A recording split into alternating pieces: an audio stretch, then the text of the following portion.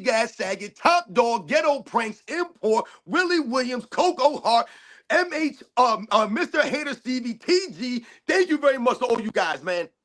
Fantastic. Love to see you people in the chat. Nick, welcome back. Haven't seen you in a while. Yeah, I missed a couple of weeks. I'm back, ready to talk some NBA. Glad to be here as always. Yeah. Nick, are you a father? I am a father. Oh. Well, yeah. Happy Father's Day to everyone out there. Let's celebrate everyone doing the last thing that the planet needed, reproducing. Good job, everyone. Yeah, for real, man. Shout out to all the fathers out there. Happy Father's Day to everyone out there. Shout out to my father, man. Like I always tell you guys on my channel, man, the best man that I know is my father, man. Shout out to him for always being there for me and my family, man. Shout out to all you guys. Yeah, 100%. Hey, as people filter in, we were having a live conversation about Dart. I was asking Nick to get us up to speed.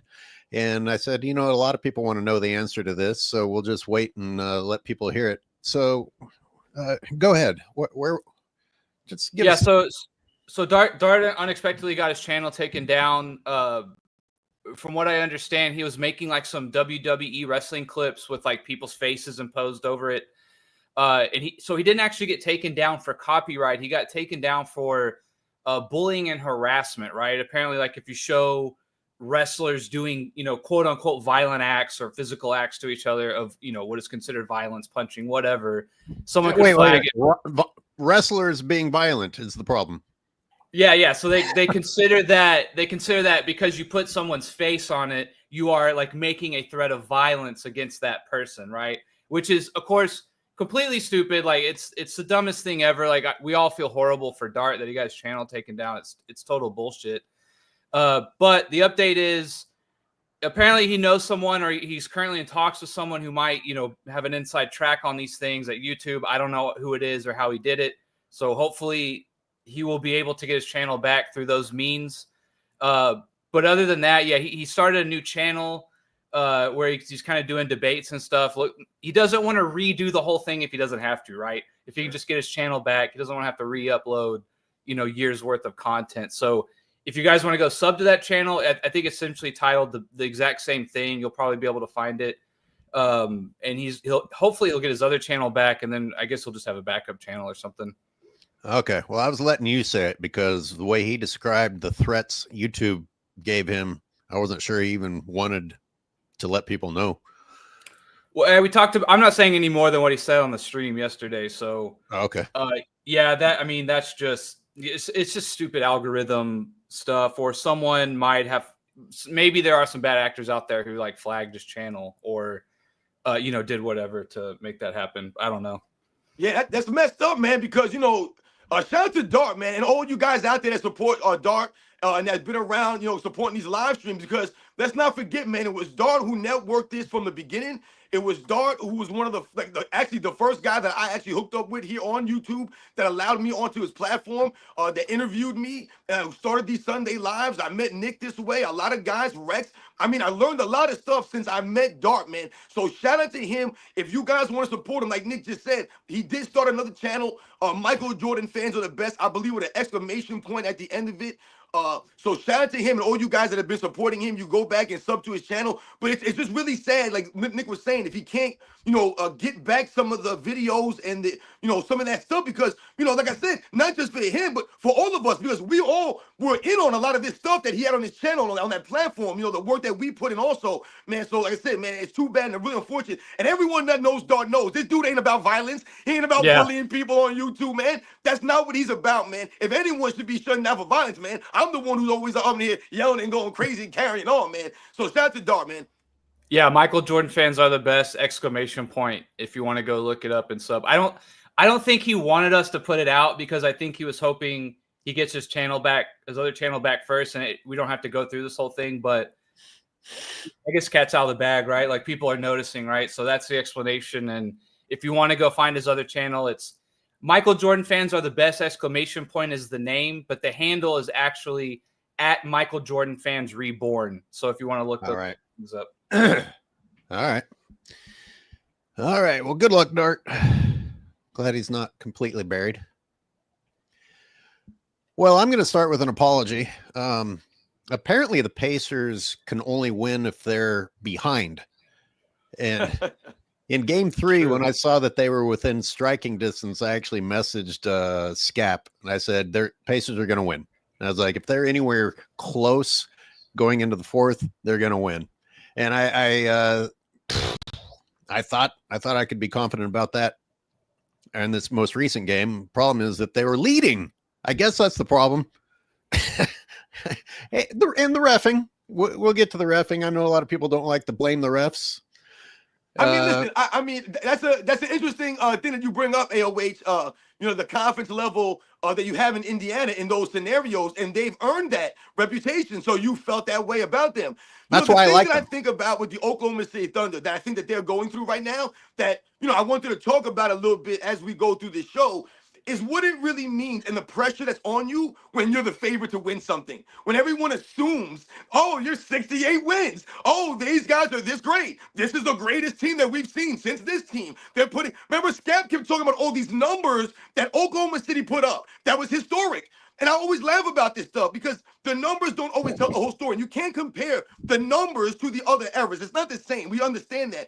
But what OKC is dealing right now, the pressure, there's a lot of pressure on you when you're the favorite. It ain't easy to be the favorite because people are expecting you to win. You think that makes it easier for you to win? No, it doesn't. And the Indiana Pacers are a very good team. They're a scrappy team. They don't give up. That's the problem with a team like this. They don't stop playing. So you never get them in a scenario where you're like, oh, we got them down 15, 20 points. We can ease up. No, they're just going to keep coming after you. It don't matter. There's 1 minute left and they're down by 15. There's 3 minutes. It doesn't matter what it is. And Oklahoma State dealing with all this pressure, being the favorite, is not easy. Yeah, it takes me back to the 06 Mavs. I hate to bring that up, but that was probably the best regular season team. Maybe the year after that, they had the 07 was good too. Yeah, that they got out in the first round. But again, another example, right? Like just closing out is not as hard as you think when you're there is another team on the other side that is clawing to just stay alive, and they are desperate. And although sometimes that might work against them, they get a little out of control and over themselves, that can also lead to some great momentum swings with teams like that, right? And you have to put your boot on the neck when you can and just never let them up. And I think OKC is learning those lessons. That fight, not giving up, just thinking that there is hope and maybe it'll work out, seems rare to me in the NBA, which is why Pacers won me over. Like I didn't start the year rooting for the Pacers, but I was like, wow, these guys are well coached. They have the right attitude and they're rewarded with their effort by sticking in there. And the other team starts being stupid and they pay the consequences. So anyway, that's why the Pacers won me over. And so this most recent game was pretty disappointing, actually, since they had won me over. And Robin, you bring up, I think you did a rant partially about what you just said about being favored versus not being favored. And these clowns that think that it's actually an argument against Jordan that he was favored going into the finals and LeBron wasn't. Well, you dipshits. Look, Michael is the reason they were favored. LeBron, I'm guessing, is the reason that they weren't favored because they saw him wet the bed for 3 fucking years in a row going up into 2012. Why would you put your money on that? Yeah. It's funny always.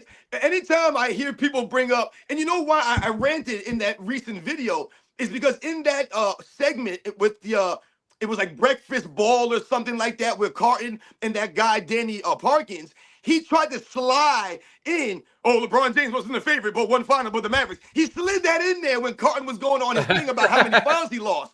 And they do that a lot. They try to slide in. He wasn't the quote-unquote favorite. And I always think about my high school teams. When I played high school sports, I played baseball, basketball, and football in high school. We weren't good in basketball or football. We weren't good at all in football. I mean, we were bad in football, and we were bad in basketball. So we were one of those schools that teams would come in, and they would love to play us. They see our team on the schedule. Oh, we're playing against Clarkstown North. Here comes a beat down. It's a stat game for the other high schools. They know that they're going to beat us because we're not really that good. So what does that do? It puts more pressure on them to beat us because we're playing with no pressure. We're not supposed to win the game. So if we beat them, they get embarrassed. They're the ones that don't want to lose to the lowly team in high school, the lowly neighborhood team. So once again, when you think about the Chicago Bulls and you bring that up, AOH, the pressure that was on the Bulls, not only did they win one championship, they won 2 in a row. Wait, no, they won 3 in a row. So think about the pressure every single season, essentially in the 90s, the Bulls were playing as a defending champion. Pressure every single night, every single game, every arena you go in. You're getting the best shot of even the crappy teams are coming at you with everything. I always talk about how Michael Jordan got the best out of his opponents.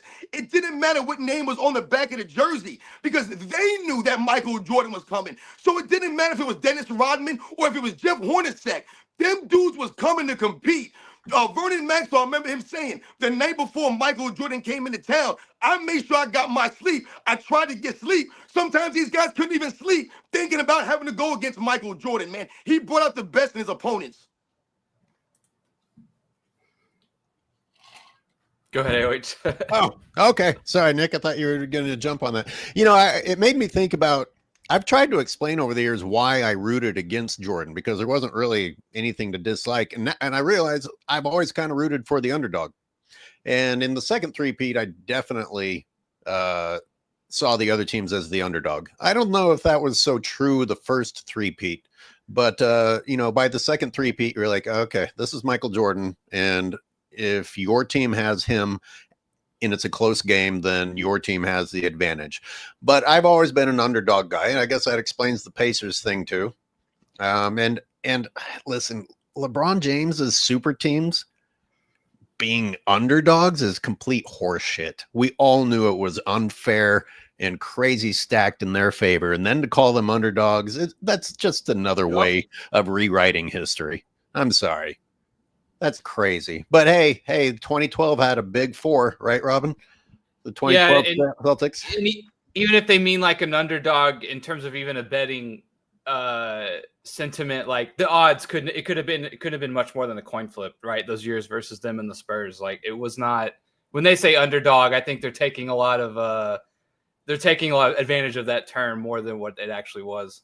Yeah, and you know what's funny? I'm sorry, Elway, I didn't mean to cut you off, but if you think about when you guys were talking about the underdogs and all this stuff, man, the one thing that the LeBron James fans never want to come to reality with is if you go back and you look at all those years that LeBron James went to the finals and stuff, his team was literally the favorite, the preseason #1 favorite, essentially every single year. 2011, they were the preseason favorite to win a championship. 2012, 2013, 2014, the Miami Heat were the preseason favorite to win a championship. And then when he went to the Cavaliers, they were the preseason favorite to win a championship in 15. Even in 16, when the Warriors won the championship, the next year, the Cavs were still the favorite. And why were the Cavs the favorite going into that season? Because everyone was saying, oh, Kyrie Irving and Kevin Love got hurt. That's the only reason why they lost. So now they're the favorite once again, even though the Warriors already beat them and were the defending champs. They were not even the favorites going into that next season, man. How can people that don't get recognized in history with LeBron's successes, you know how LeBron fans are crazy enough to dismiss Kyrie and Kevin Love, how do you turn around and say that those guys being missing is also the reason that LeBron didn't win? Are you crediting them or are you not crediting them? Yeah, I want to give some love to our first super chat of the day. Let's get those super chats rolling in today for the panel. Lightspeed says, any chance LeBron is wishing Delonte West a happy stepfather's day? That's cold. That's AOH, thanks for suggesting Gary 828 videos. Bloody good. Yeah, I watched the one, and he spent a lot of time on the 2012 finals, which I've been revisiting. Is that the same guy that Scap is using as his moderator? Because they both have nails on the chalkboard voice, unfortunately. But other than that, it's good stuff. Yeah, he does. That guy did some good. He said you did a video that I was watching this morning about the lack of calls for LeBron James. You included some of self-research NBA facts, my man Jim, some of his stuff, and you included some of the Michael Jordan video footage from the Eastern Conference Finals. If you think about what that guy Gary 88 Sports or 82, I'm messing his name up. I'm sorry. But the video footage that he included from the 2012 Finals, That's right in line with what you were talking about. This man blatantly not getting any calls against him. But that one call, he fouled Kevin Durant twice, but then also fouled Russell Westbrook on the rebound, all in one play. And there was no whistles, and the referee was literally standing right in front of the play. So you can't say, oh, the referee might have had a bad angle, it was a bang-bang play. The dude is literally standing right there next to the whole play and didn't make a whistle for three fouls, in one play. I featured that in a video 2 years ago after LeBron had his tantrum against the Celtics. And I showed a bunch of examples over the years of people in the playoffs getting fouled and reacting less dramatically than LeBron did in the regular season. And I included that I think he fouled Kevin Durant 3 times. 3 times. He started up here and ended down here. And then you're right, on the rebound also. And this is at the end of a game. And listen, OKC wins that game and the momentum shift. Like people are like, oh, well, they had plenty of other chances to win. People, do you really not appreciate momentum and momentum shift and confidence building versus having your heart ripped out of your chest? And they were like 22 years old. It matters. Huh? They were 22 years old, these guys. Yeah, they were children. And they were favored, apparently. That might be the most absurd one that they claim LeBron to have been an underdog. Because he's a loser. They thought he was going to do the same thing in 2011. Yes. No way. Yeah. No way. No. And King Speech says, I thought Phoenix would win in 93. Yeah, I mean, that was a hell of a team. And of course, LeBron fans just say, oh, Jordan didn't go against anyone. Sorry. That team was crazy. Do you guys remember? Like, what are your feelings looking back at 93? I think Phoenix had 3 All-Stars that year on that team. That was an incredible team. They scored the same amount of points in the finals. I believe it was 640 points each. Think about that. They scored the same amount of points in the finals. The Phoenix Suns were the #1 offense in the NBA that season. Remember, Charles Barkley and everyone in the NBA was what? Saying the Phoenix Suns were the team of destiny.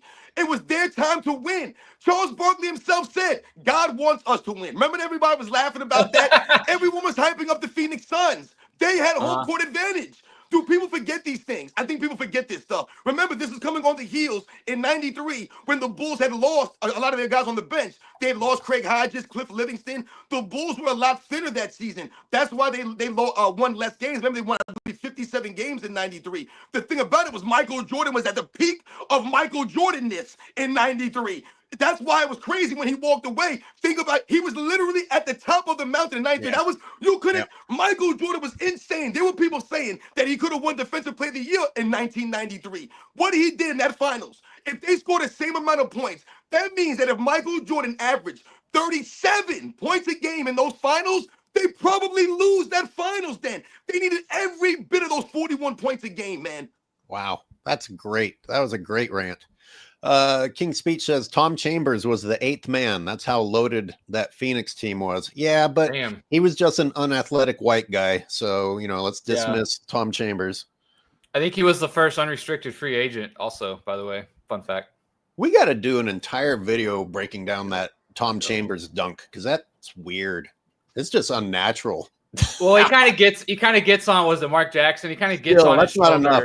That's exactly why we have to debate it because that's not enough to explain it. It's just Tom Chambers, probably the most underrated in-game dunker, I think. Tom Chambers for real, man. Tom Chambers, get up, man.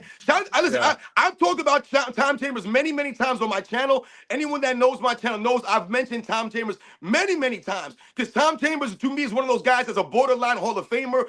If you think about his overall career and what he did at that position, he was one of those first guys that could step out that size and knock the jumpers down. And like you mentioned, Nick, he could take it to the rack on you.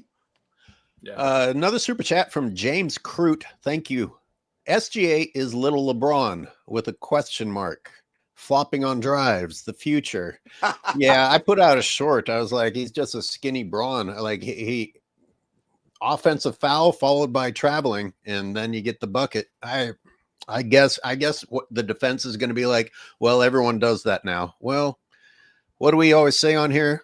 How about having a standard instead of lowering the standards? How about some accountability? How about some consistency? I don't know. Yeah. He's a bit of a foul merchant. It doesn't make me listen. I could have liked him. Like there's things about him that are likable, but that's very unlikable. Can we just get rid of that? I guess I'll say quickly, he gets a little bit of a pass too. He's a point guard, right? So like I think people sometimes being a little guy in the trees, right? You're like, all right, like if you got to sell it a little bit, it's a little more forgiving than a guy who's 6'9", 250, who could play tight end or something, or is built like a tight end from the NFL and shit. And as soon as he gets touched, he's just like, and like his head. No, that's a good point, Nick. I think, a little bit of a difference. But yes, I agree with you, though. I agree with you. All right. We can always, when it comes to LeBron James, the standard is super low because you have an absolute giant of a man using illegal moves on smaller people. So clearly that's worse than SGA, but that doesn't excuse SGA. Robin, no, come on, man. Let's be honest here. Let's be real. We've seen some of the outfits that SGA wears to the game. That's a totally different topic. He looks soft. Let's just be real. He looks soft. Does anyone think that SGA a tough guy or he comes across as like a warrior or something like that? And I'm not saying he's not tough. I'm just saying, you play that way, I get it. I know I've brought this up too many times, like it's getting creepy, but that billboard of him with his bedroom eyes outside my hotel window still bothers me. And fuck you, San Francisco, for having a billboard of anyone up other than Steph Curry. Word. Which brings us to Top Dog with a super chat who mentions Steph Curry. Perfect segue. Thoughts on this take? Curry is closer to Jordan than LeBron ever was. Yes, I mean, I don't have to finish this. Clearly, every young person for the last 10 years has wanted to be like Steph. And before everybody trashes Steph for the 3-point shooting, ruining the game, Steph has a bag. If anyone has a bag, Steph Curry has a bag. I remember Chris Paul falling the fuck down because of Steph Curry's bag. Okay. Steph Curry can drive. Steph Curry can finish at the rim. Steph Curry can dish. Steph Curry has floaters, and he's got the just unexplainable 3-pointer. He's got all of that. And he's what, 6'1", 6'2"? Nick, we can't hear you.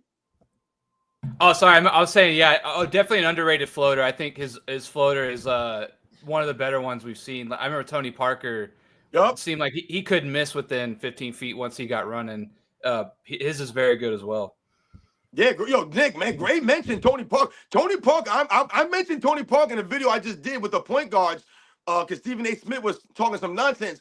But I remember when Tony Parker was playing in the 2000s, you couldn't keep him out the paint. He always finished like in the top 3, top 5 in points in the paint. Always. He was up there with the top guys, man. Because like Nick said, once he got in the paint, he was going to score it. His layup package was insane. Like Steph Curry's. Steph Curry's layup package is insane, man. The way that he could use the glass, similar to someone like Kyrie Irving, the way that these guys could use, like you said, they're under the rim finishers, not above the rim, under the rim guys. And like you said, Steph Curry can hit you with all kinds of different angles. He don't need to dribble the ball a bunch of times.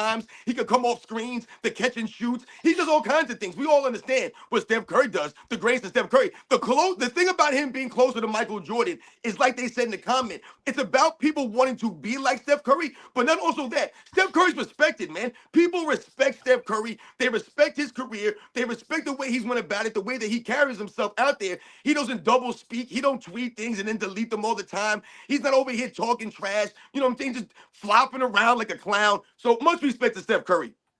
Jesse Glad Saget, good to see you here. Long-time supporter.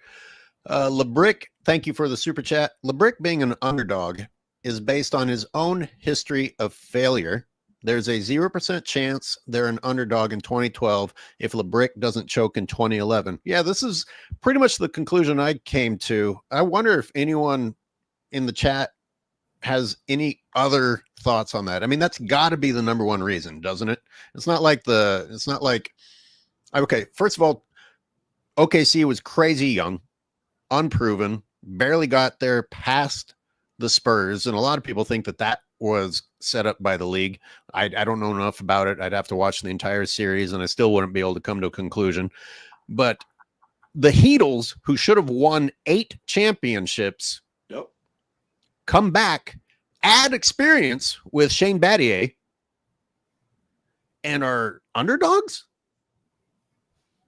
Yeah, so I was trying to look up some historical data, and it's kind of what I'm saying. Like, when they say underdog, they're taking a lot of liberties with that saying, where it's like, oh, the OKC was like a minus 120 favorite, and the Heat was like a plus 110. For those who don't know, in betting terms, though, that's essentially like a coin flip, right? Yes, there's a favorite because one team technically has to be a favorite, but it's not a lot, right? And so I think they're taking a lot of privilege with that term. Never at any point were any of his teams like, some kind of plus 200 underdog, like a significant underdog. Absolutely, Nick. Great point. Once again, Nick doing the info. You're getting in my world. The betting world is more like my world in terms of what I think they're trying to say. I think they're trying to take advantage of it. I mean, listen, this is what happened. I'm going to break this down for the LeBron James fans out there. I think we have a LeBron James fans in the comment section. I thought I saw some clown out there. I've been trying to ignore you guys. I've been letting my people out there take care of you guys because my people, they know what to do. But I'm going to break this down for the reason why, like Nick was saying, why maybe the LeBron James teams might have been the underdog more often than not. I'm going to let you guys understand why. I'm going to break it down. So listen clearly here, because I've broken this down before. When we talk about the preseason odds, and I'm telling you, all of those years, LeBron James teams are the favorites going in. They're the favorites going into the season. There's no denying this. They'll go every year. The reason why maybe they weren't the favorites going into the finals is what people are trying to say, is because of the underachieving of LeBron James teams during the regular season. So what am I talking about? If you look at the teams that LeBron James played for and what they're expected to do, they're expected to win a certain amount of games going into this season, maybe 55, 57, 58, whatever it is. They often don't win those games. They win less than what they're expected to win. So they underachieve during the regular season, and people lose confidence in them. The betting public loses confidence going into the finals because LeBron James teams are inconsistent. You can't really put your finger on them. And LeBron James himself has come up small more often than not. So you think that Vegas is going to put their odds on LeBron James? No, they expect him to fold up. Think about why Michael Jordan would be the favorite more often, because he wasn't always the favorite like they try to claim. But more often than not, they were. Why is that? Who the hell's betting against Michael Jordan? Cameron Peterson said that there's no room for flopping no matter what. And I agree. I don't care what your weight is. Just play the game correctly. Don't try to manipulate the refs. And Roger Hurt with the super chat. Thank you. The only things in LeBron's bag are Balco, athletic wrap, brace for his next fake injury, and KY jelly for his Diddy party. Ouch. I added to that in one of my rants, his insecurity. He's carrying around a heavy load of insecurity in that bag.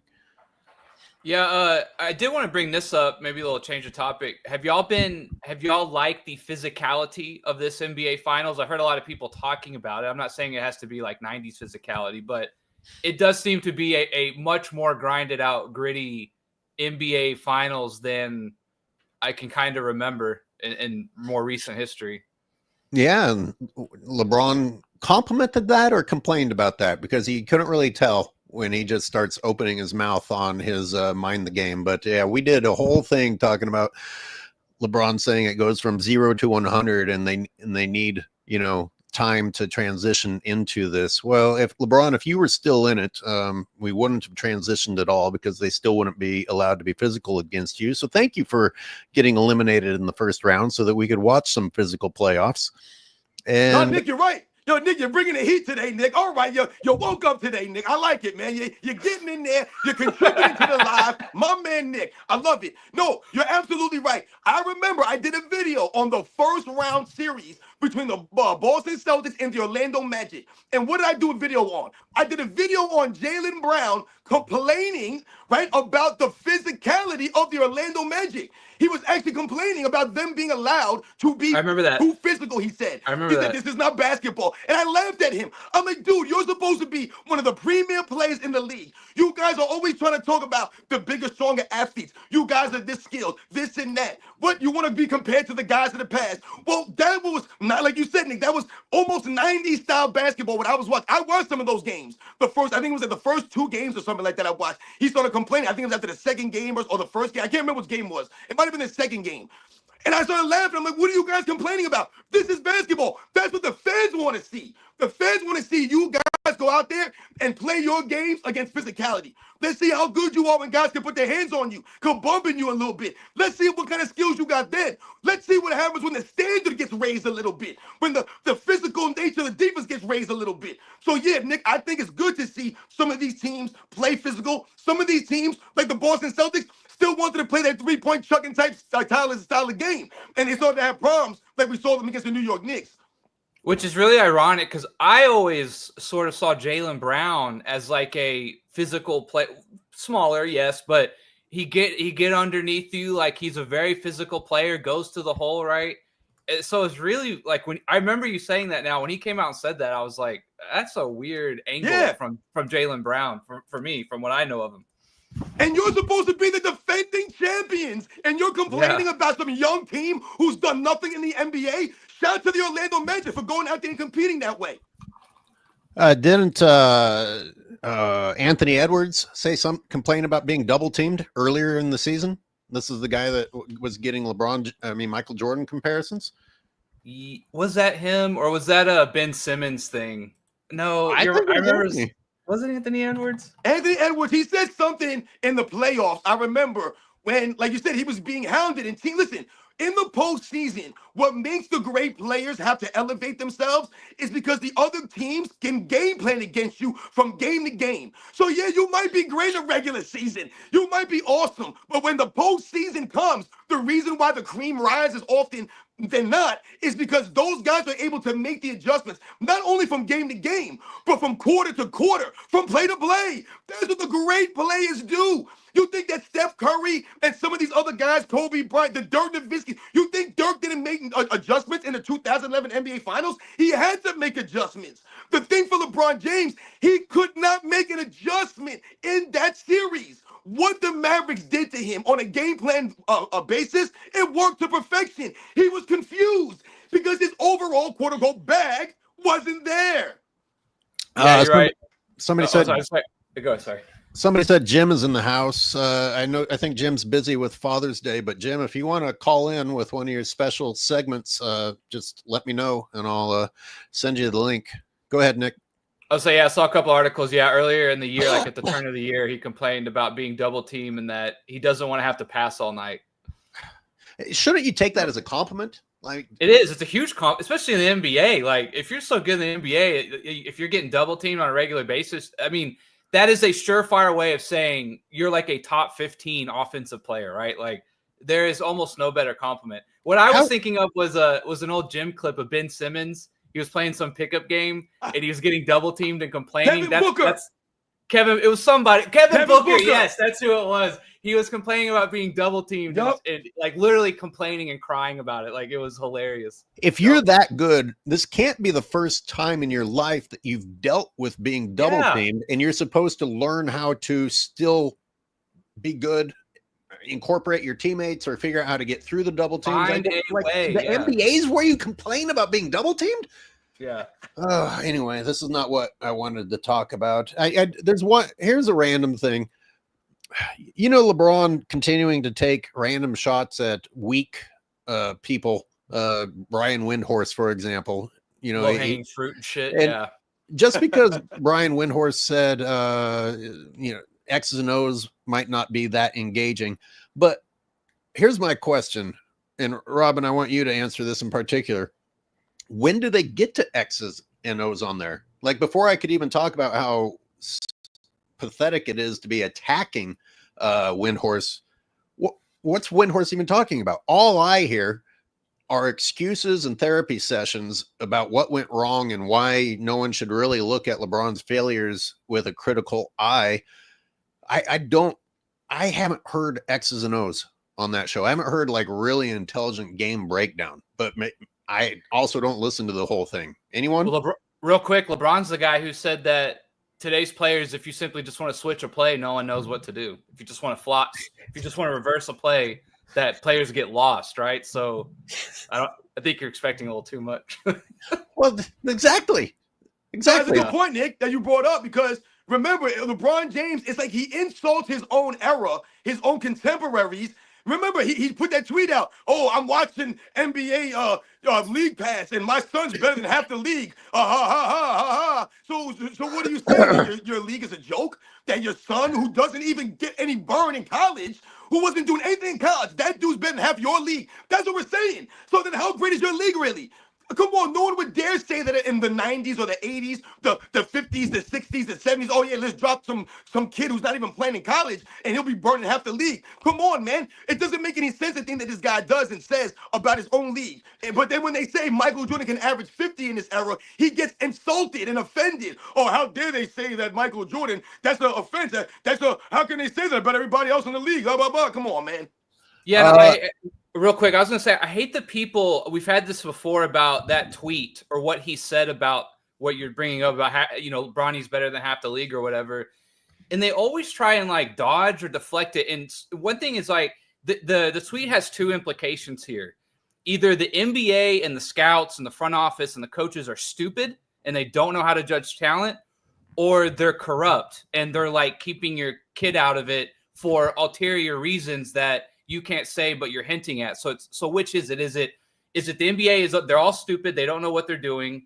And that's why, your kid's not on the people on League Pass or whatever the fuck he was trying to say with that, or they're corrupt. And there's other things going on, which still doesn't make sense. Cause Bronny would probably get numbers and tickets a little bit, right? More than just some 12th man on the bench if you wanted to play it that way. But yeah, like I always hated that tweet. Those are the two ways you can take it. I'll let you decide. Whoever wants to defend it. I don't want to. No, not us. Okay. Father's Day. I have a member for 7 months. Thank you for that. Rafflecopter. Father's Day. LeBron fatherless behavior.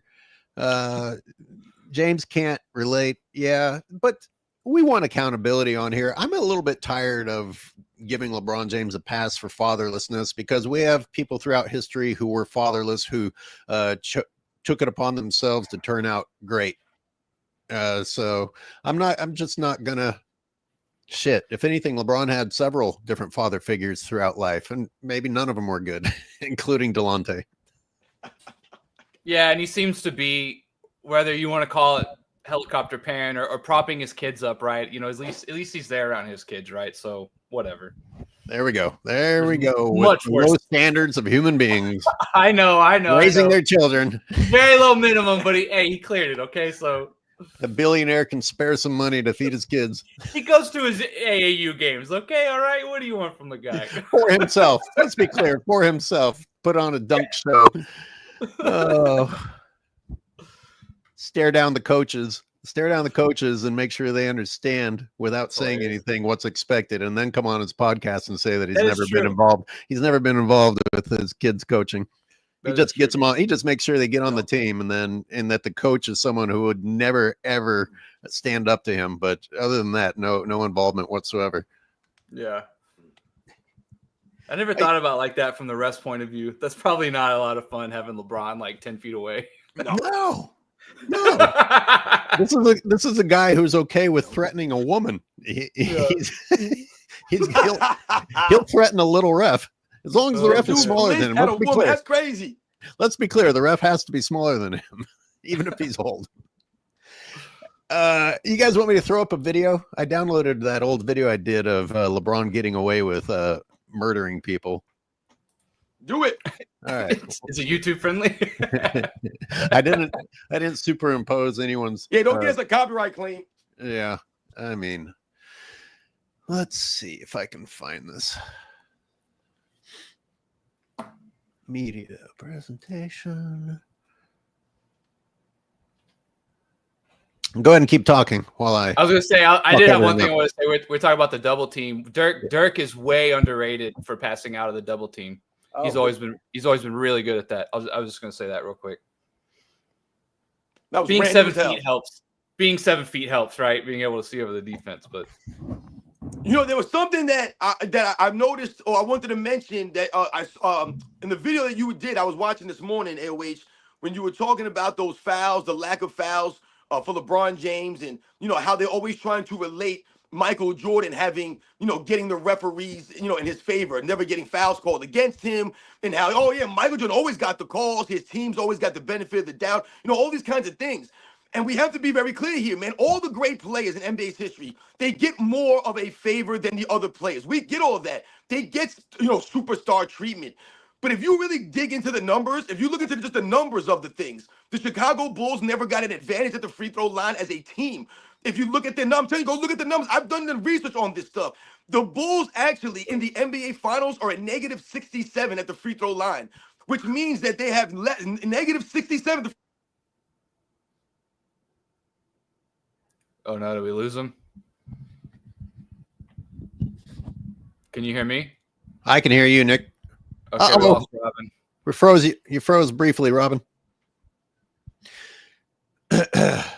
Sorry, move him or bring him back. Or you'll let him do it. Yeah. If you want to remove yourself and come back, go ahead. I'm going to read a super chat. Roger Hurt with another super chat. Thank you so much. Much, much appreciated. The X's and O's aren't basketball. It's XOXO hugs and kisses from new head coach Steve Nash. Ant Booker complained about double teams like it's not fair. I just do you guys understand that you're being paid? Yeah, like you're being paid to play a game here, and the other team will implement strategies in which they will try to affect the best player from not scoring on the other team. You are the best scorer on the other team. They might implement 2 defenders against you at any given moment to try and slow you down. I know this is like really mind-breaking stuff, but it does happen sometimes. These guys talk like they're just trying to get a coffee. I was just trying to get to the cafe and all these people were mobbing me. You're a good basketball player on a team and the other team doesn't want you to score. What the fuck do you expect? Yeah, dude, like this isn't the break room at your office like where we all have to be nice to each other, right? Like this is a competitive game of 5-on-5 trying to put a hoop in a basket, man. Like it's not that deep. Roger Hurt making his voice heard today and blessing us with super chats. LeBron has to celebrate all his daddies today. Jokic, Dirk, Duncan, Pop, Riley, Curry, MJ, AOH, SNFR, and Skip and Bayless. Nick will include you in there too. I'll take it. Drip Bayless to you. What? Where's Robin? Robin, call back in, buddy. Maybe they got him. Nick, what's the catchiest way to refer to your channel? Just NNB Sports. NMB. NNB, like November, Bravo. November, Bravo. What's that mean? That's just my initials. Oh, well, way to bring it with the creativity there. Yeah, that was really groundbreaking stuff. Well, Robin, I don't know what happened, but I'm going to go ahead and play this video.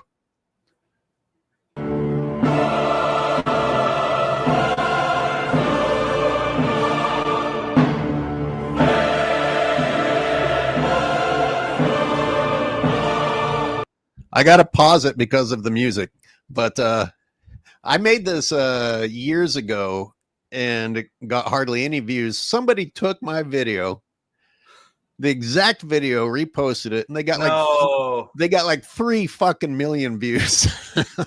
Dude, I've seen so much of that. I'm always worried that's going to happen to one of mine one day, but it's whatever. I don't know what you can do about it. There's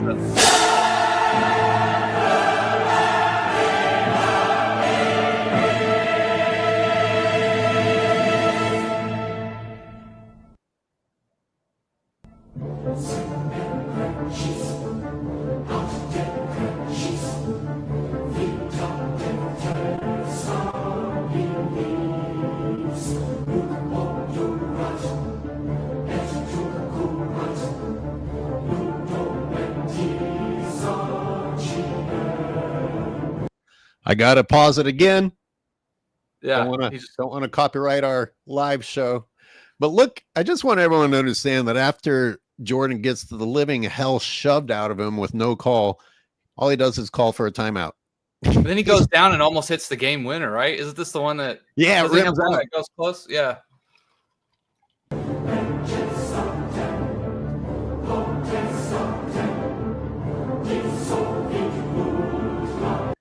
So that was he in the press conference. He doesn't complain about the call.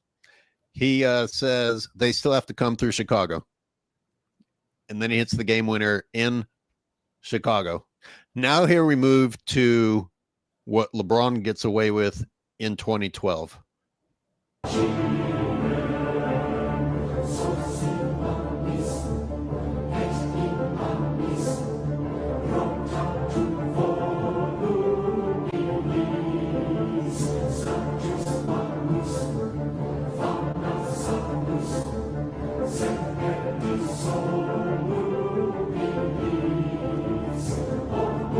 Sorry, everyone. I should just turn. No, see, this is just good physical defense right here. You don't understand. Oh, my bad. Or as the fanboys would say, "Oh, I thought you guys liked it physical." Yeah, physical and legal. Yeah. He continues. Other arm as well, just for good measure. And the knee. I mean, Almost. He just gets him top to bottom. Almost nut checks him.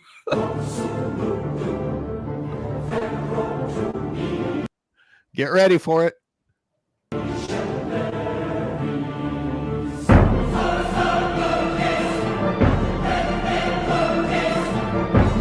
Look at that. He's got hold of his fucking arm.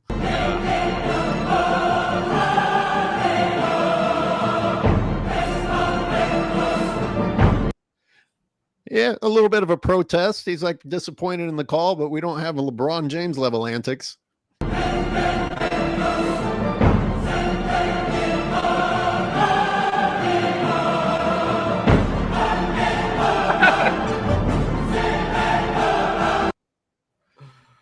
Dude, this is the worst. Yeah, this is just so bad, man. Like every time I kind of just choose to block this out of my memory, but this is just so bad. Oh, go ahead. Well, he's had quite a few since then, so you look at him right now. Like even look at him right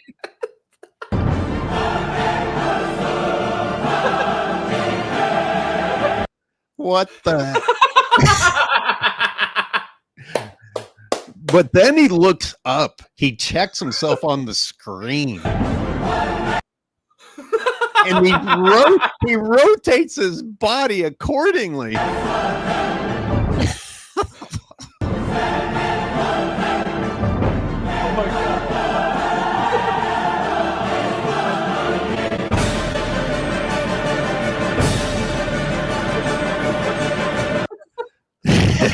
I can't stop laughing, man. The fist, the double fist, and the anger. You could just see he's so mad. Oh, man. Robin, where are you, buddy? That was great. I was dying. That was great. I hope I didn't get us flagged. No, I think it would kill the stream, right? I don't know. Or demonetized at the least. Something else that I heard Robin hint at is not being able to find certain things. And when I'm searching for stuff that I know for a fact LeBron was guilty of, and I type in exactly, LeBron gets posterized by so-and-so or whatever, I swear to God that they return something positive about LeBron James. Like the SEO is actually manipulated to help him. 100%, I believe that.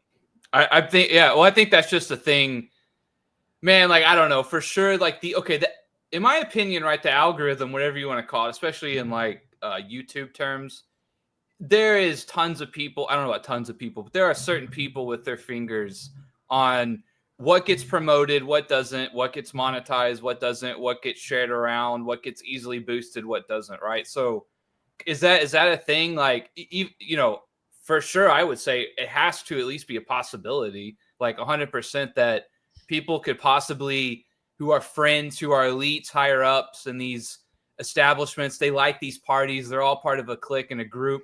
Like, hey, man, help LeBron out. Like, to think that's like a stretch, I think is more than a possibility, right? You know what his example was? His example was that he has told YouTube not to recommend Mind the Game, and they keep recommending it anyway. You know, they keep pushing and pushing and pushing, even when and ignore your customization. Anyway, Yeah, and like it could just be something like, I don't even know how to put it, but LeBron's media team, or even people at Nike, and like there's just all these people, right, who are friends and whatnot, and to just think that, hey man, LeBron's a good guy, let's boost this and not that, like that for sure is a thing, I think. So I have a topic. If people want to call in, we're going to take callers on this Father's Day. A lot of people say when you claim that the other team was mistreated by the refs, a lot of people have bounced back and said, well, they should have made their free throws. They say that a lot about 2002 Western Conference Finals, where it's just one of the worst officiated series ever, clearly handing it to the Lakers, in my opinion, against the Kings. And people say, well, they should have made their free throws. Hey, the Lakers missed free throws too. Everybody misses free throws. I mean, that's part of the game. Just like sometimes you should have shot better. It doesn't excuse bad officiating. I agree. Make your free throws. Damn it. Make your free throws. But sometimes it doesn't happen, and that does not justify bad officiating. While I put the call-in link up, Nick, your response? I was gonna say, and also it's the things like that, you know, like a ref could be calling a foul here and there throughout the game, right? And then of course when it gets closer, you know, the margin of error, once they do decide to make calls and the game's close, like the margin of error essentially is gone, right? So it takes several forms. It's just the fact that we look at refereeing and we look at what they call and don't call, and it's just very inconsistent, right? And just to be fair, I think refereeing basketball is really hard, but there are some times when they make these calls and you just saw like a possession or two earlier, the exact same thing happen or what have you, and it doesn't get called.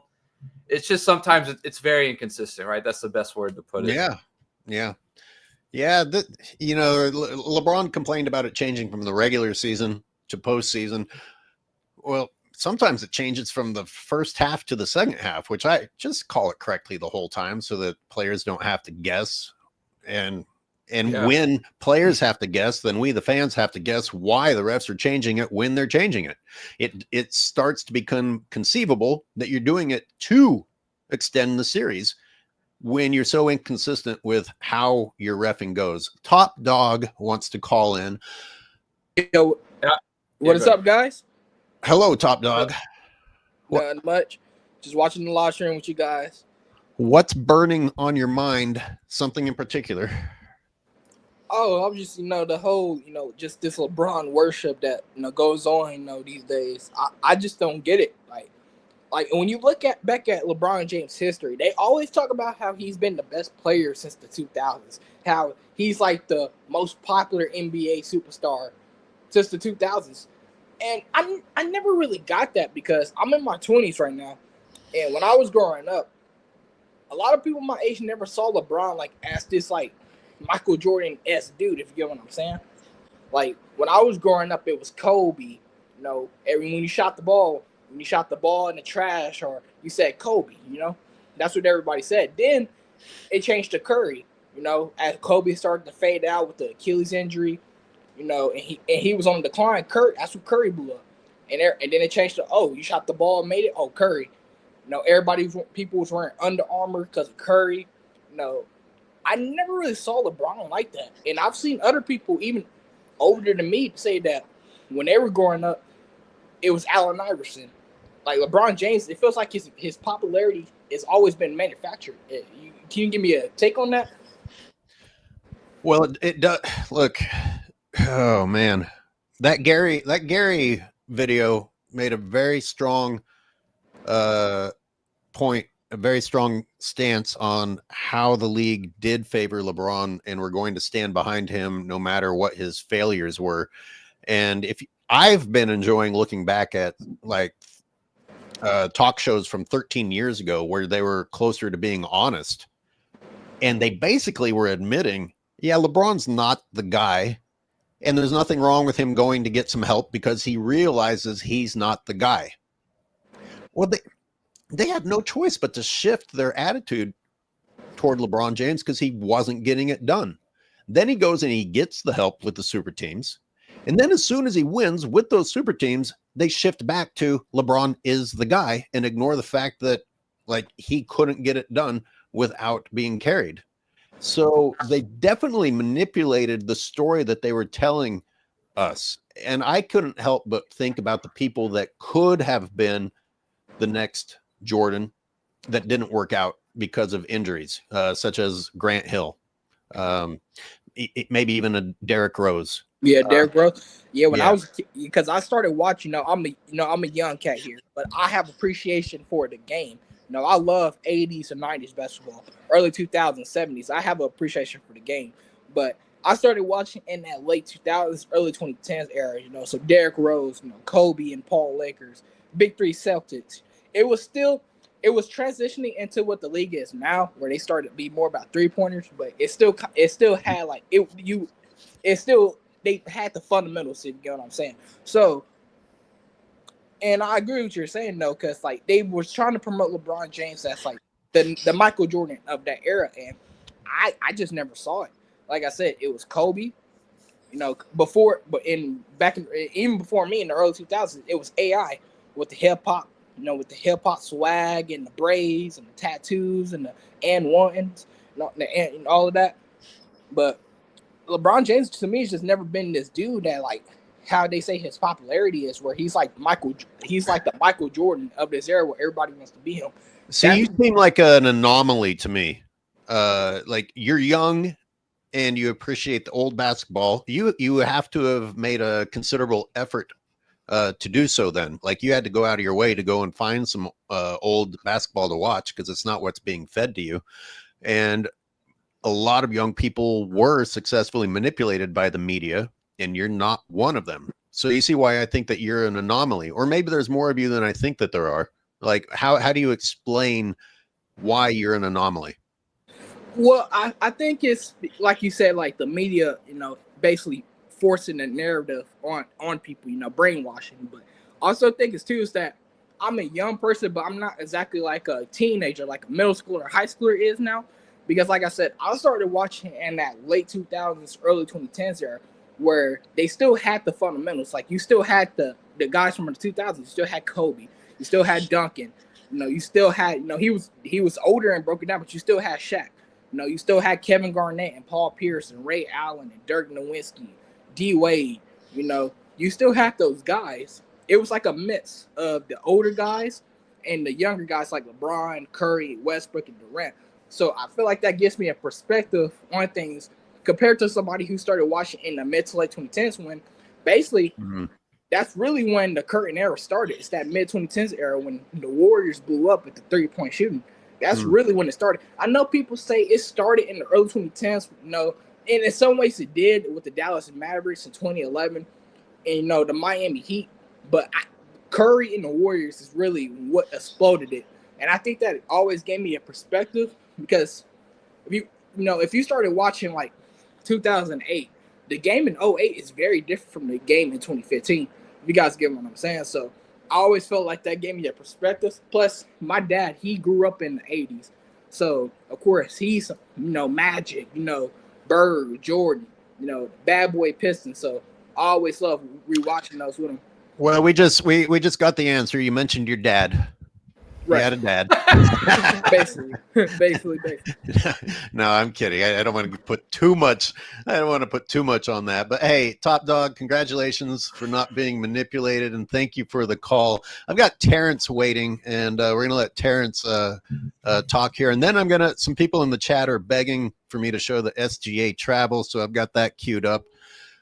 Terrence, what's on your mind this morning?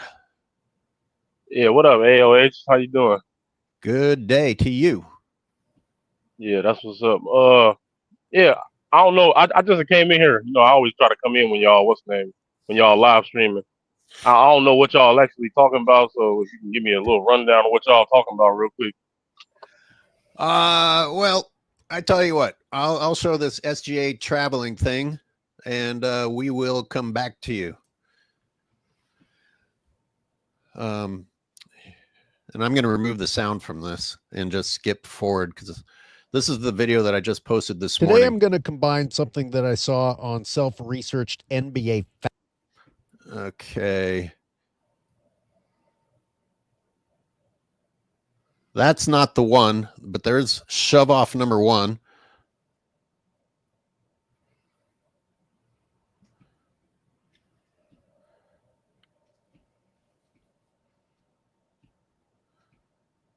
And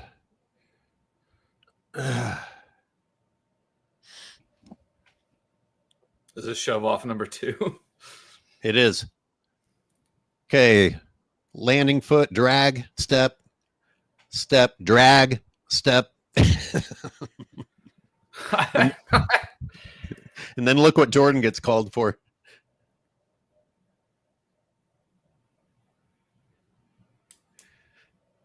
Yeah. Let's rewind SGA here. So, and by the way, I watched this in a bar, so I had the pleasure of not hearing Doris Burke actually praise this. She actually praised this. Oh, thank God I didn't hear that. Let me watch it one more time. So that right foot just landed. Left foot's dragging in a step. Right foot steps, drag, and left foot down again. Well, it would be when he picks the ball up, correct? Right. So I started it with him picking the ball up. Well, yeah, rewind it again. So some people would. This is actually a great video of the new argument, right? See, I Go back I don't to- believe that step after you pick the ball up is a step after you pick the ball up. That's not a gather. Yeah, That is people not a have gather. people have really extended like the delayed pickup, right? It used to be the delayed pickup, like when you were going to the hole, right? You would dribble, and then it actually, you kind of let the ball sort of almost come next to you, and then you would decide when you picked it up or snatched it, and then it would be a step and a half after that. That's what I always understood it as. And now people are doing whole new things with like this delayed pickup thing of like, well, technically I just bounced the ball and I'm kind of just moving my feet next to the ball. And it's only when I actually gather it, whenever that new kind of, whatever we're deciding that is now, then I have a step after that to like gather myself. That's the whole new like argument. That's the whole new thing they're doing now, or kind of where we're at.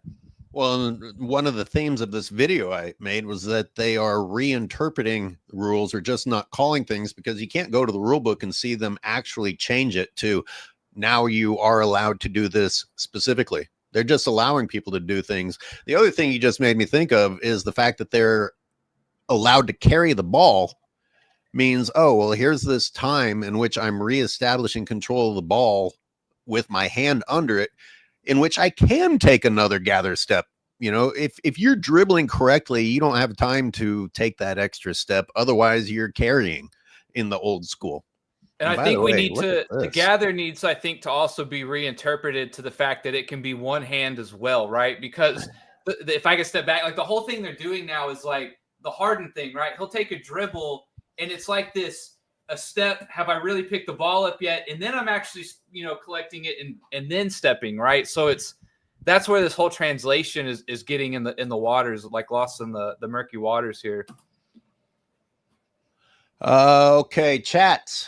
Who's chatting? Who's voting? Travel or no travel? And to me, that's a travel. Like we're getting, we're taking advantage of like the interpretation here, right? People are, you could see it as like this is the game evolving in a way. Some people might argue that, or it's in the rule book and they're getting creative with it. But I don't know. So if we play it one more time, can you play it slow? I think I've got that. I might have it actually even slower.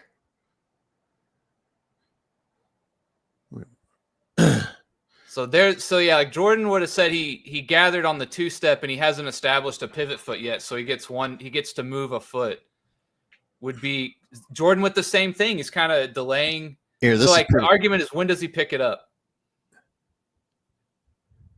I guess he hasn't put his other hand on it yet until like right here. Are you adding that as a rule? Well, I mean, it's the rule is like when he picks the ball up, I believe, is when you count the steps. I could be wrong on that, but that's how I interpret the dribble rule. How about that one? Do it He again. gets called for his first step right there. Oh yeah, they used to be real tight with the ball has to hit the ground before you lift your foot up or put the other foot down. Some kind of rule like that. I might as well let this play because this LeBron just fucking picks the ball up and changes direction. Shoves the guy out of the way. Run to the hole. He just looks like he's planning on killing somebody. Get the fuck out of here. No one's allowed to play. That one's atrocious. He's cupping the ball here too, after he already picked it up once. Look at him staring at the ball, Mr. Bag, and grab it with two hands.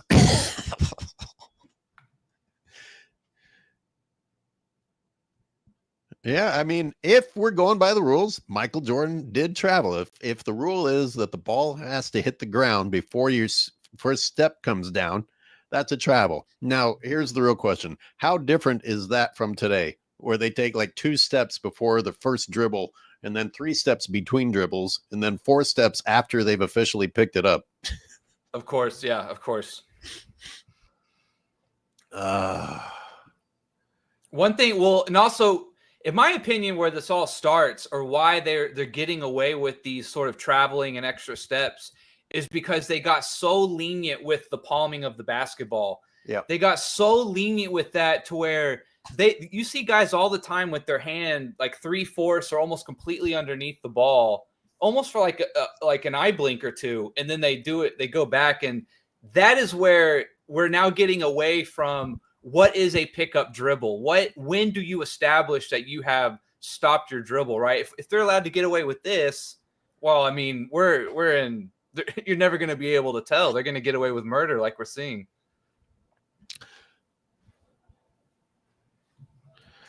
All right.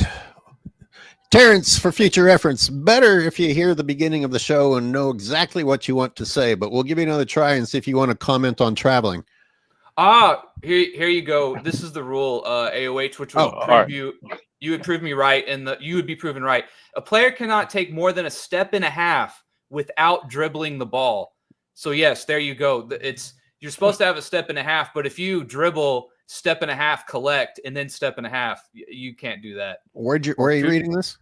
I was just I just sports rec some website, the official rules of basketball. Well, be careful because anyone and their dog can put up what they think. Yeah, but I understand the dribbling rules to be that. Let me look up the official rules. What's a half? Explain to me what a half is. So again, it's called like the delayed pickup, right? It's like when I go to dribble a ball, when I pick it up is a gray area, right? So once I pick it up, that would be considered the half step, and then I get one more step to establish the pivot foot. Is how I've always understood the official rule. No, if you stopped dribbling, you picked up your dribble. I mean, if it was your last dribble, then I count it when you began to gain control of the ball, which is at the beginning of the process. Your hand doesn't have to be under it for you to have just now started to end your dribble. You ended your dribble when you decided that your dribble was done and you were going to collect the ball. That's the gray area that people are arguing right now. Like, when is that? When is that time? And it's silly enough to argue that, but here's the thing. We're talking about guys taking another 3 steps after that one. So it's still not even in the interpretation of that rule, you cannot take a dribble and sort of let the ball hang there and take 2-3 steps and then collect it and then get your step and a half, right? So that's what I'm saying. You're right. You can't, once you've sort of taken a step or two without collecting the ball, like, you have to either pick it up and stop, or I guess you let it go. I'm not sure. They need to be a little more clear on that, I guess. Well, this lack of clarity. LeBron James crab dribble. Yeah, the crab fucking dribble. There you go. This confusion, like you and I actually debating something that really shouldn't have this much room for interpretation, is carried onto the pickup court, where half the time the game is stopped because people are arguing their own interpretation of the rule. We should just know what the rule is. I don't like that there's this gray area now. Terrence, go ahead. Tell us what's on your mind.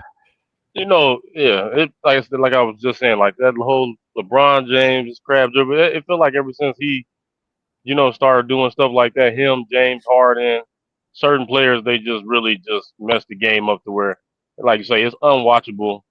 You don't even know half the time. Half the time they don't even call half of this stuff, and then they call the travels that aren't even really travels. I'm like, wait, what? You couldn't call that, but you didn't call that, like. And I just can't. Like I said, I barely watched the game. Like, I've been watching a little bit of this Indiana, Oklahoma, since they're different teams. But other than that, I cannot bring myself to watch basketball like I used to. Like, we used to have parties at people's houses. Yeah, we knew where to go to. Everybody was watching the games and stuff. Oh, and yeah. now it's like nobody's like, hey man, you watching the game? You doing this? No. Like, you see, what they say, that this is the finals. This final series is like ain't even getting that much watch or play, because you first of all, you can barely even watch it anywhere. I don't even know what I need to watch it on. Really, most of the games, like I just have to catch it or something, and you can't. Well, it's on ESPN. The NBA. Yeah, it's on ESPN. By the way, ESPN, their halftime show is showing one play in super slow motion, playing some music over it, and then cutting back to commercial. And then they come back from commercial and play one more super slow-mo highlight talking at it, and then go back to commercial. I keep thinking, are we going to come back and actually hear some analysis? No, they just kept doing that over and over again. Like, they put no effort into it, it seems like. Hey, let me say one thing about LeBron James real quick that because I've been waiting to talk to you about this. Because this one really bothers me, especially even on ESPN with Stephen A. Smith and all these people, even like at my job or people I talk to on the daily.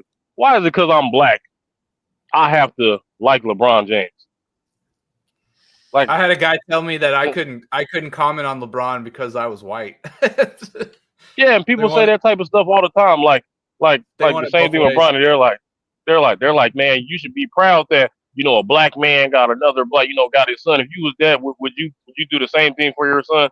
You're black, you should want to do these things. I'm like, if it's not right, it's not right. He's not good. He's not good. Like, what are we coming to? Like just because he's black and I'm black. If you suppress somebody's opinion using color as the rule set, what is that if not racism? Oh, we're gonna there's just no point in. I'm not really getting everyone's point of view. Like, it's just stupid. Like, it's just how does we're not even really having a conversation there. Yeah.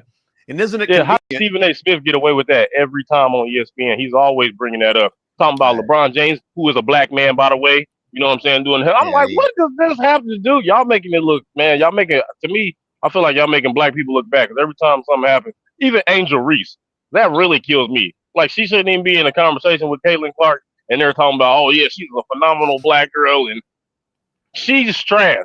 I don't care if she's black, white, Puerto Rican, Mexican. Angel Reese is trash. She ain't nowhere near Caitlin Clark. They're saying people like her because she's white. No, it's because she plays like she's like Stephen Curry, basically a female version of Stephen Curry. Like, isn't the big picture goal for everybody, no matter what your ethnicity, not to be concerned about the color of the other person? The color. Like, shouldn't we just be working to leave it out of the conversation?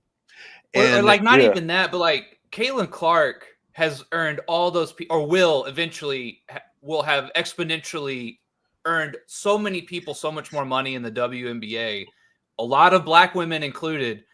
I just don't get it. Like, even if you are racially conscious or whatever you want to call it, she still is doing great things for your people in a way. Like, it just all around is a stupid play. It's not a good look. It's just really bad investment, in my opinion. Like, it doesn't make any sense from any point of view. You know what? It's easy pickings. It gets people emotional, and people tune in based on emotion now instead of the actual quality of the game. Like I don't, like I really avoid Caitlin Clark and Angel Reese as much as I possibly can, because I think it's just, I mean, they're just trying to bait you into caring for the wrong reasons, aren't they? Yeah, like Rick Smith's complaining about Michael Jordan because he's black, while Michael Jordan is like taking the league to like extraordinary heights. You know, it's like, what are you mad at, dude? He's bringing you with him. Well, it's pretty convenient that you, Nick, you're not allowed to have your anti-LeBron opinion because you're white, and Terrence, you're not allowed to have your anti-LeBron opinion because you're black. Yeah, basically the same thing. Yeah, that's a good plan right there. That works out well. That for is crazy. Yeah. And then did y'all? I know y'all. I think y'all talked about it. I don't know if y'all did, but yeah, like the thing with that Ryan Clark and RG3 a while back. Did y'all hear about that? Right. That was someone had a white wife, so their opinion doesn't count. RG3, that's what it was. Yeah, he told Ryan Clark told RG3 that he was not allowed to have an opinion on Caitlin Clark on Angel Reese because he has a white wife and does not deal with black females on the daily. And I'm like, that's crazy. Isn't his mom black? That's crazy work. Isn't he black? Like, what does it matter? The partner that you have to speak on, you're talking about sports. So now I just can't talk about black female, like me being black. I can't talk about white females, like if they are good or trash because I'm black. Like that makes no sense to me. So the real tragedy is people are thinking what they're thinking, and now all you're really doing is being trained to do some word magic in your head before you deliver your thoughts because of this fake value. It's fake outrage. Yeah. I thought racism died like a long time ago. Like it seemed like, you know, back when none of us have really went through racism like that. Like, you know, especially the younger generation. Like, yeah, you might have somebody get a job over you because of who they know or who their parents is. That happens all the time. But like, I don't think that, you know, I think racism is even worse now with social media because everybody has their own opinion, but nobody wants to listen to nobody's opinion. Everybody wants to downplay somebody else. Especially like with the LeBron James thing. You can't, I don't know. I can't wait till he retires because he's made the league unwatchable. His antics, him off the court is worse than him on the court. I was about to say, careful what you wish for. Like him retiring, at first I agreed with you, but then I was like, man, him retiring might actually be worse. He might have a lot more free time on his hands. We'll see. Maybe. But look, if he retires, I don't think he will just walk off into the sunset. He won't. But I am hoping he finds something to do that is not political in nature, right? That hopefully passes his time. But look, I feel like he had a lot of people sign NDAs or something because a lot of people, I know they can't wait to talk about him because a lot of people don't say nothing.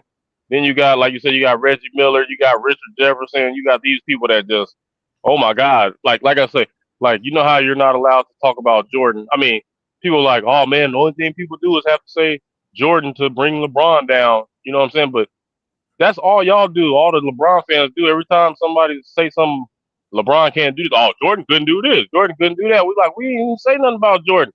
Y'all brung up Jordan. That's the whole reason why we having this discussion. Shannon Sharp. Yeah. Imports. We done with the 90s. We done with the 90s was all because of Jordan. It was just a second layer to the Jordan hate. It was just another avenue for them to try and do it. Import says LeBron's retirement tour will just be insufferable, just painful. I can't even imagine what that's going to be like. Like, I feel like we've been on a retirement tour for quite some time. They've been. LeBron James gonna be like, he gonna be like, when I retired, that's what made me the greatest player of all time. My retirement tour, that's what put me over the top. I'll tell you what, it'd be funny if we also had a LeBron James countdown retirement tour, but like we were excited about it. Like we were like, yes, one less game. Here we go. King Speech. Yeah. We got four people on the panel at once. King Speech, what's up? What's going on, guys? How y'all doing? Happy Father's Day. Happy Father's Day, bro. Happy Father's Day. Yeah, man. Look, I've been tumbling with LeBron fans all week, and what y'all just said about bringing up Jordan. like the fact that they bring up Jordan in every little discussion tells you what the standard is. And I tell it all the time. I say it all the time. Like his standard was so immaculate that you guys know that you have to reduce it for LeBron to get on that level. And that's the problem. That's where all these crazy arguments and we done with the 90s and all that come in, and they do so much of they tell half truths, right? Of course, we know 1 and 9 Scottie Pippen, right? You have to remind them that Scottie Pippen didn't even average double digits. He wasn't even an all rookie in a weak rookie class. I mean, all of that stuff. And it really is crazy. I brought up the stat that Luka had 3 30-point games in the first round this year, the 5 games he played with LeBron. Yeah. And Scottie had 6 30-point games in his whole entire playoff career. You know, then they'll tell you, oh, well, what about the defense? Wow. Okay, well, yeah, okay, he played defense. But Luka's not a one-dimensional player either, right? So it's just, I mean, that's the only elite scoring help Jordan had. Like, no, you weren't getting 30 out of BJ. You weren't getting 30 out of Grant like that, you know? Yeah. So it's, I don't believe for a second LeBron didn't know about the trade. I don't believe that at all. For not even half a second. No, of course. And I've always that's told his Brian. choosing. That's his picking, you know. So when it doesn't work out, you know, that he gets at least half the blame, I would say. Oh yeah. I didn't see, what did Magic say? I'm gonna watch that Magic interview with Stephen A. Smith, because it seemed like Magic gave a warning to Luka like he always does, like he did to AD. Like, you know, this is the Lakers way, as if to say that them losing was his fault when it was LeBron who shot 9 of 27 in the fourth quarters, right? Magic is my favorite player of all time, but he is such a schmuck sometimes when it comes down to it. I didn't watch it. I just saw the headline. So I'm going to actually watch what he said. But I mean, like, this is Luka Doncic. Luka Doncic is second all time in playoff scoring. And he scored 30. He scored 30, 3 of the games, right? I think one game he had 38, 28 in the fourth game. And that other game when he had the food poisoning and was sick or whatever. Like, what are you doing? Because Luka ain't guaranteed to sign in that extension. And if I was him, I'm looking at the LA situation. Why would I want to be here long term? To get none of the credit, always be compared to LeBron, who, got out the first round twice in 7 years. This is the guy I'm compared to. See, this is where you start to worry about what's happening behind the scenes, because I can't even understand why Luka would go on the podcast after Luka got blamed for everything. LeBron didn't stand up for him. LeBron turns around and says, it's not my responsibility to talk Luka into staying. Kind of sounds like he doesn't give a shit if he stays or goes. And hey, come on to my podcast and be part of the therapy session. And he did it. Mm-hmm. Yep. So how do you explain that? And I think Luka's Nick is a Mavericks guy, so Nick can tell us all day of watching Luka Magic. And Nick, you've been gone for so long. I don't think I ever heard your raw reaction to watching Luka go from one of the greatest to being yet another scapegoat, taking the blame for everything. I mean, just like that. I mean, how much evidence do we need, people? So bittersweet too, because I still really want to root for Luka, and he plays with LeBron, and I'm just like, oh man, like what do I do here? You know, so like I'm hoping he leaves the Lakers or those two split, because I can't take the pill pull back and forth.